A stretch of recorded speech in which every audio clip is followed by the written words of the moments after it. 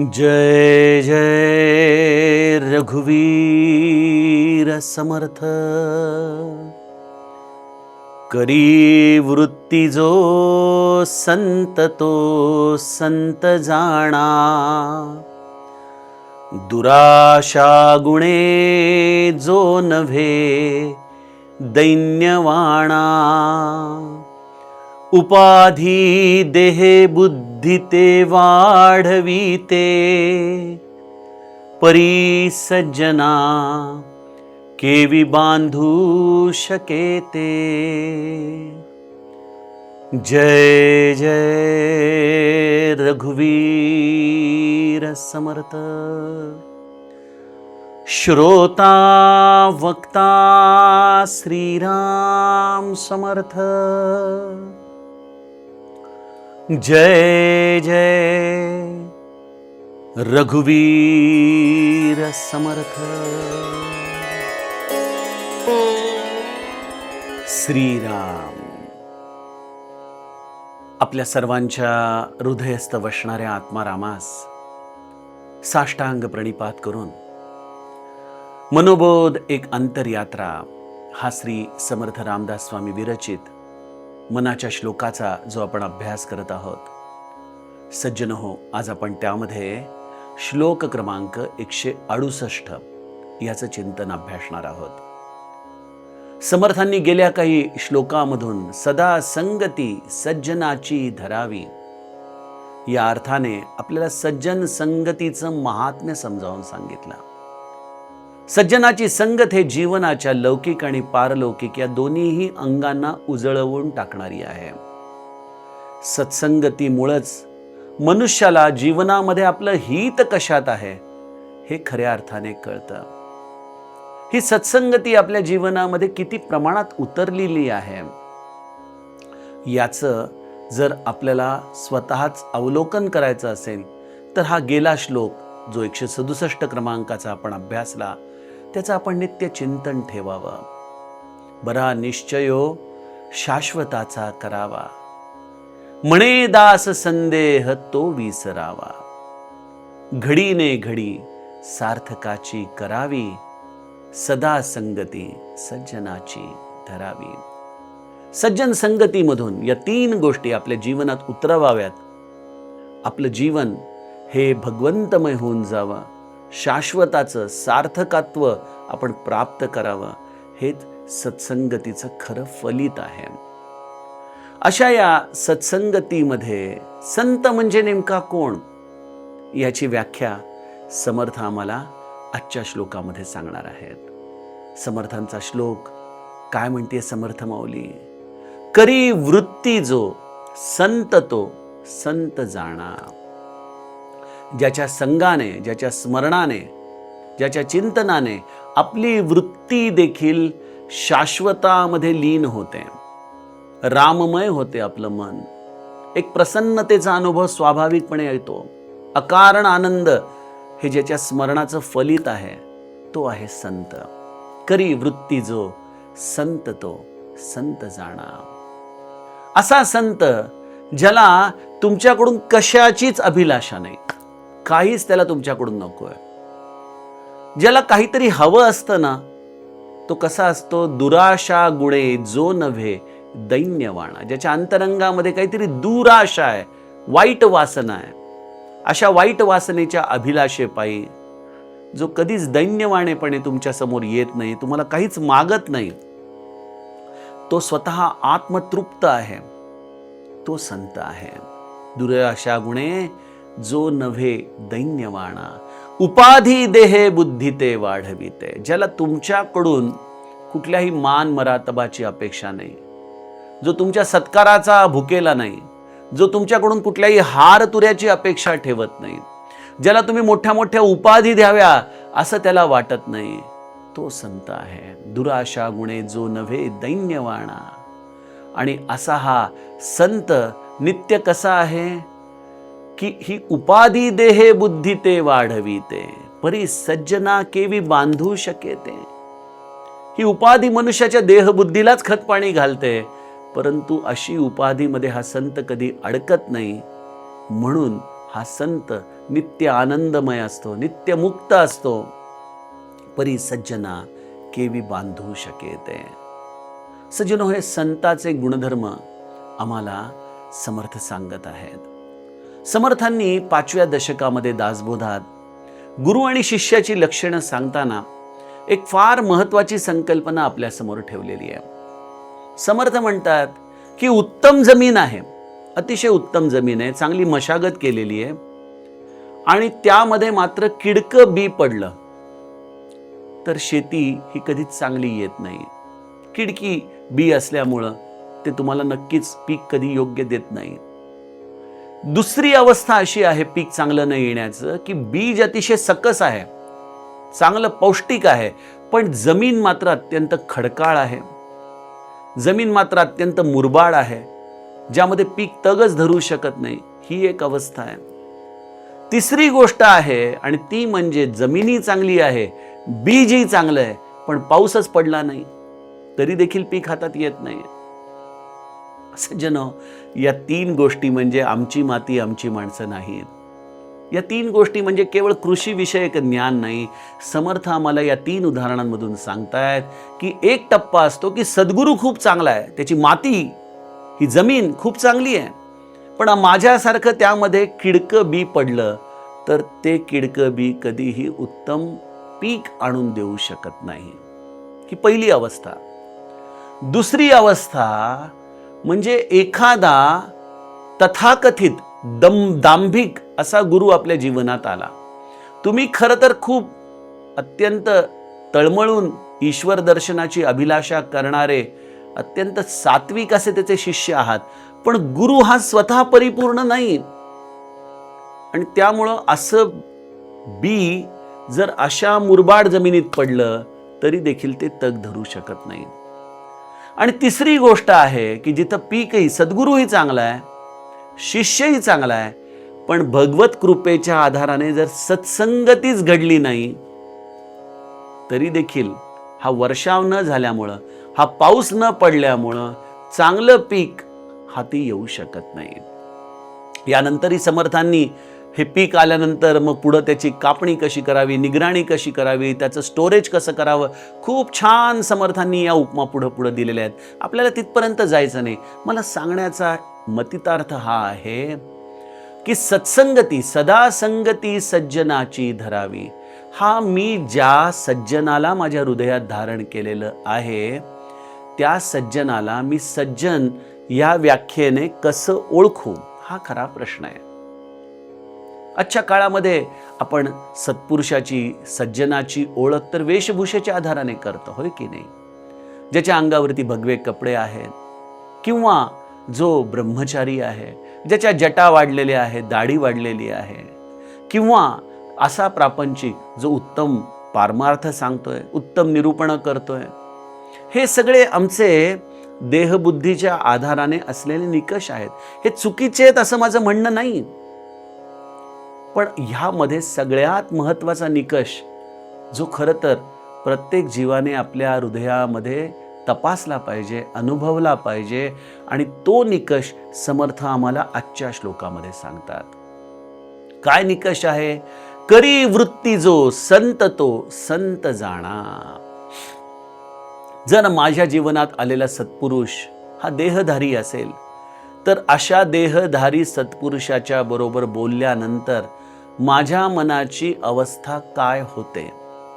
माझ्या मनामध्ये आणखीन संभ्रम वाढतोय, माझ्या मनामध्ये आणखीन विषयांची लालसा वाढतीये, माझ्या मनामध्ये आणखीन मला या सगळ्या असलेल्या घालमेलीपायी भ्रम वाढतोय का? ज्याच्या चिंतनाने, ज्याच्या स्मरणाने, ज्याच्याशी केलेल्या संवादाने मला भगवंताचं प्रेम वाढतंय, भगवत दर्शनाची इच्छा माझ्या मनामध्ये जागृत होतीये, ज्याच्या दर्शनाने माझं मन समाधानाने भरून जातंय. अहो सोडा, तो देहात नाहीये, तो समाधी रूपात असेल, तो तत्व रूपात असेल, त्याचं ते तत्व चिंतन केल्याने मनाला स्वाभाविकपणे आनंद प्राप्त होतोय, माझं मन समाधानाने भरून जातंय. तो आहे संत. बघा, आम्ही आमच्या महाराजांना दीनदास असं म्हणतो. ब्रह्मचैतन्य महाराज गोंदवलेकर हे स्वतःला दीनदास म्हणवायचे. का बरं? कारण ते म्हणायचे, माझ्याकडे येणारा प्रापंचिक हा दीन आहे, परिस्थितीने गांजलेला आहे, त्याची मी सेवा करतो. सेवा करतो म्हणजे काय करतो? त्याला क्षणभर आनंद मिळवून देतो, त्याला माहेरपणाचा अनुभव देतो, त्याला प्रसन्नता देतो. आणि सज्जनो, आजच्या काळामध्ये जर आपण विचार कराल ना, तर पैसा विपुल झालाय, अन्नधान्य विपुल झालंय, मनुष्याला सगळ्या गोष्टींची भरपूर विपुलता आहे. पण एक गोष्ट मात्र मनुष्याच्या अंतरंगामध्ये नाही, आणि ती गोष्ट आहे, त्या माणसाकडं आनंद नाहीये बघा, समाधान नाहीये. कारण श्री महाराजांचंच वाक्य आहे की पैशाने जो मनुष्य सुखी झाला असा माणूस मी शोधतोय म्हणाले. खरोखर आज आम्हाला हा आनंद दुरापास्त झालाय. मग हे संताच्या समाधीच्या दर्शनाला हजारो लोक येतात. का येतात बरं? काय गोष्ट असेल जी त्यांना इथं खेचून आणते? या संताकडं बाकी सगळ्या सुविधा यासाठी लोक येत नाहीत. या संताकडून, त्याच्या दर्शनाने लोकांना एकच मिळतं, आणि ते म्हणजे आनंदाची प्राप्ती, समाधानाची प्राप्ती. त्याच्या दर्शनाने त्यांच्या चित्त प्रवृत्ती शांत होतात. करी वृत्ती जो संत तो संत जाणा. म्हणजे काय होतं नेमकं? आम्ही अनेक प्रश्न घेऊन संतांच्याकडे जातो. प्रश्न त्या संत दर्शनाने सुटतात का हो? मी कुठलाही चमत्काराचा कधीच समर्थन करत नाही. संतांना चमत्कार हे स्वाभाविकपणे शक्य आहेत. आपण सुदाम्याची गोष्ट ऐकली. कृष्ण जरी त्याला माग माग म्हणाला आणि तो मागत नसला, आणि सुदामा तसाच परत गेला. मनात विचार करतोय, आता बायकोला काय सांगावं. बघतो तर काय, तिकडं त्याचं सगळं बंगला, महाल, सोनं नाणं सगळं काही त्याला मिळालेलं असतं. हे होऊ शकतं, या भगवंताला अदेय असं काही नाही. पण आपण त्यासाठी परमार्थ करणं म्हणजे व्यवहार झाला बरं का, लक्षात घ्या. त्यामुळं मी त्या अशा चमत्कारांचं समर्थन करत नाही. मी कुठल्या गोष्टीचं समर्थन करतो? बघा, अगदी साधं सांगायचं झालं तर आपल्याला कधी जर काही ताप आला, किंवा आत्ता कोरोनाच्या काळामध्ये लोकांना थोड्या जरी शिंका किंवा खोकला सुरू झाला की त्याच्या मनामध्ये भीतीचं काहूर उमटायचं. आणि मग भीतीचं काहूर उमटायला लागलं की मग तो घाबऱ्या कित्येकदा डॉक्टरकडे जायचा. आणि मग डॉक्टर नुसतं बघायचे, तपासणी करायचे. अहो, काही घाबरू नका, काही झालं नाही, साधं सर्दी पडसं आहे, काळजी घ्या, नीट राहा, आनंदात राहा, काही काळजी करू नका. केवळ एवढ्या शब्दाने देखील बऱ्याच लोकांचे रोग गेले. आणि या उलट जर काही अरे नाही, त्या टेस्ट केल्या पाहिजेत, मग तुम्ही ॲडमिट व्हा, मग हे, त्या माणसाचं आपोआप बीपी वाढत जातं. संत नेमकं हे असेच आहेत. तुमचा प्रश्न काय आहे, त्या प्रश्नाचं उत्तर तुम्हाला संत देणार नाहीत, पण त्यांच्या शब्दाने त्या प्रश्नाची दाहकताच निघून जाते बघा. तो प्रश्न न राहता ते केवळ शब्द राहतात, कारण त्यावरती नाचणारं भय संत काढून घेतात. हे संतांचं वैशिष्ट्य आहे. करी वृत्ती जो संत तो संत जाणा. आणि मग हळूच सांगतात, जीवा कर्मयोगे जनी जन्म झाला. अरे बाळा, हे सगळं आपलं नशीब आहे, सहन करावं आनंदाने. रामाने दिलंय, मग रामाचा हा प्रसाद आपण गोड मानूनच घ्यावा ना. कशाला त्याच्याबद्दल तक्रार करायची? असू दे, जसं असेल तसं असू दे. हे संत संगती आम्हाला शिकवते. आणि सज्जनो, त्यामुळं प्रश्न तसेच राहतील. कदाचित प्रश्न सुटावे हा चमत्कार झाला, मी त्याचं समर्थन करणार नाही. ती त्यांच्या पर्व्ह्यूमध्ये मी ठरवतो की ते त्यांनी ठरवावं कुठल्या प्रश्नाचं उत्तर सोडवावं किंवा न सोडवावं. पण माझ्या दृष्टीने संताची व्याख्या ही आहे की त्याच्या दर्शनाने प्रश्नांचा दाह संपून जातो. प्रश्न कदाचित सुटतील न सुटतील त्याचा मतलबच राहत नाही.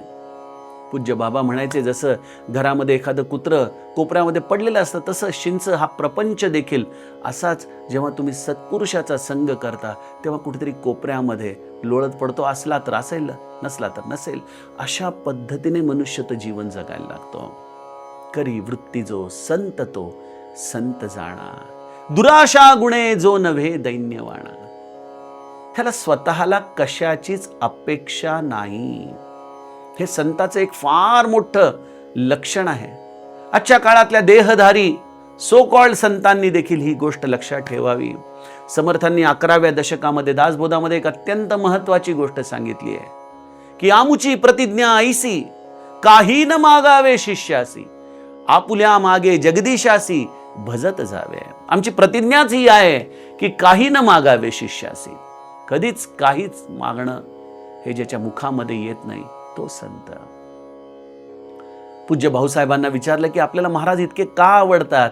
यावरती पूज्य भाऊसाहेबांचं उत्तर असायचं, इतके वर्ष झाले या संताच्या सहवासात आहे, पण कधी अमुक अमुक गोष्ट मला द्या अशी मागणी ह्याच्या मुखातून कधी ऐकली नाही.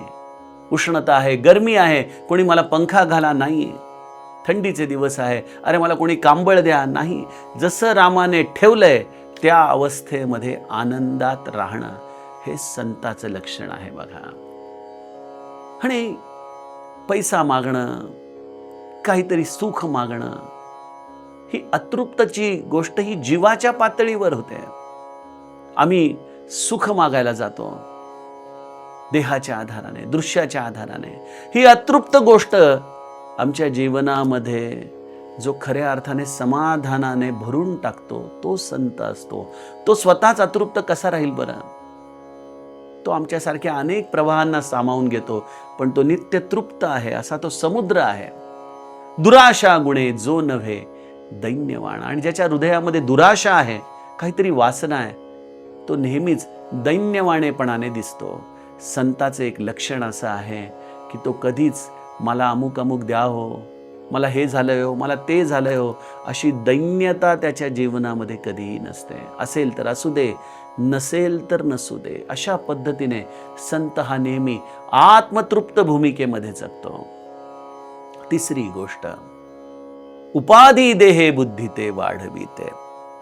तो कुठल्याही उपाधीमध्ये कधीच अडकत नाही, कधीच अडकत नाही. त्याला ना तुमचे मान मरात भावेत, ना हार तुरे, ना तुमचे सत्कार, ना तुमच्या उपाधी. तो कशाचाच भुकेला नाहीये. श्री महाराजांच्या चरित्रामधला मला एक प्रसंग आठवतो. महाराज नैमिषारण्यामध्ये आपली साधना पूर्ण करून प्रगटलेले आहेत अयोध्येमध्ये, आणि तिथून ते काशीला आले. काशीला एकदा मनकर्णिका घाटावरती एक काशीमधला तरुण व्यापारी, ज्याची अत्यंत सगळ्या दिशांमध्ये सराहना केली जायची, कौतुक केलं जायचं, त्याचं नाव होतं दानासाठी, अनेक लोकांना तो अगदी पोटभर खाऊ घालायचा, असा हा दानशूर व्यापारी एकदा तरुणपणीच अचानक वारला. त्यामुळे सगळ्यांना फार धक्का बसला. सगळे व्यथित झाले, सगळे रडू लागले. त्या काळच्या परिस्थितीनुसार त्याचं शव जेव्हा मनकर्णिका घाटावरती आणण्यात आलं, तेव्हा त्याची पत्नी त्याच्याबरोबर सती जाण्यासाठी निघाली. आणि ही पत्नी सगळे शवाचे, पार्थिवाचे पूजन चालू असताना तिथं उपस्थित असलेल्या सगळ्यांना नमस्कार करत होती. तेव्हा कोणीतरी सांगितलं की अगं इथं एक आणखीन साधू बसलेत मागं, त्यांना जाऊन बघ.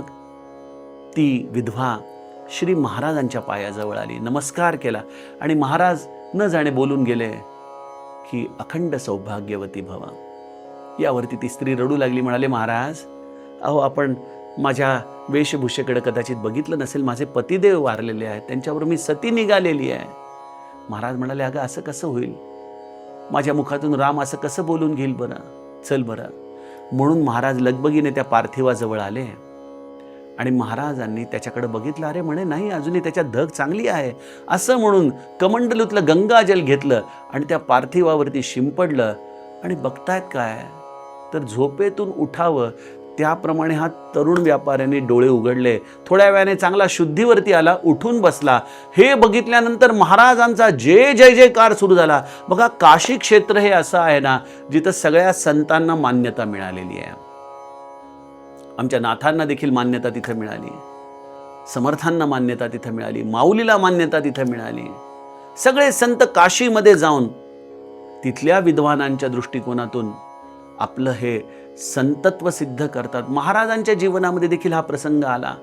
सगळेजण महाराजांचा जयघोष करू लागले. काय करणारो मनुष्य अशा वेळेला. महाराजांनी झट दिशेने गंगेच्या पात्रामध्ये उडी मारली आणि बघता बघता पाण्यामध्ये नाहीसे झाले. ते थेट दुसऱ्या किनाऱ्यावरती उतरून निघून गेले. लोकांमध्ये अडकले नाहीत, कारण उपाधी देहे बुद्धी ते वाढविते. महाराजांची देखील तिथं कदाचित हत्तीवरून मिरवणूक काढली असती. कदाचित महाराजांना तिथं अनेक प्रकारच्या उपाधीने या श्रीमंत व्यापाऱ्याने आपल्या घरामध्ये बांधून ठेवलं असतं. पण आमचे समर्थ, आमचे महाराज हे नित्यमुक्त होते, वाऱ्यासारखे. उपाधी देहे बुद्धी ते वाढविते, परी सज्जना केवी बांधू शकेते. अशा सज्जनाला या उपाधी कधीच बांधू शकत नाही, हेच श्री समर्थांचं सांगणं. सज्जनो, असा संत आपण आपल्या हृदयामध्ये धारण करावा, जेणेकरून आपलं हे आत्मतत्वाचं बीज तिथं चांगलं फुलून येईल, उमलून येईल आणि त्या ईश्वर दर्शनाचं रोकडी प्रचिती या जन्मामध्ये आम्हाला होईल. यातील पुढील श्लोकाचं चिंतन आपण उद्याच्या सत्रामध्ये बघूया. जानकी जीवन स्मरण. जय जय राम.